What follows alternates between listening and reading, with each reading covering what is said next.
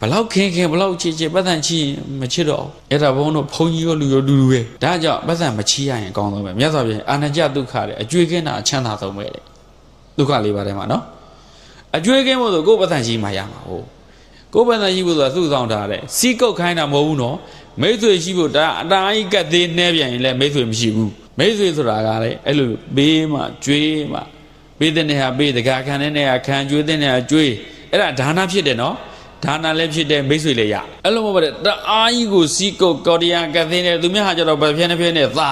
ကိုကရှင်းမဲ့အခါကျတော့ပတ်စံအိတ်ကဇင်းနဲ့ညှိနေတာလို့မေ့ကြံခဲ့တာလို့နဲ့မထွက်ဘူးတခါတော့ရမှာပေါ့အသုံးလေးကကျတော့ဟိုကောင်းလဲသွားပြီအဲဒီကနောက်သူ့ဘယ်မှမခေါ်ကြတော့အဲ့လိုလူကိုငွေချေးမလားငွေချေးတော့လည်းပြန်တော့လက်ပေါက်ကကတ်လိုက်တာတရားကို10ကလောက်ခွဲပြီးပေးတယ်10နဲ့မပြီးသူ့ပတ်စံနေရှိနေတယ်သိတယ်အဲ့ဒါဆိုတော့ဘုန်းတို့လူထဲမှာအဲ့ဒါအရေးကြီးပါတယ်လူလောကမှာ gain ဟုတ်ပြီ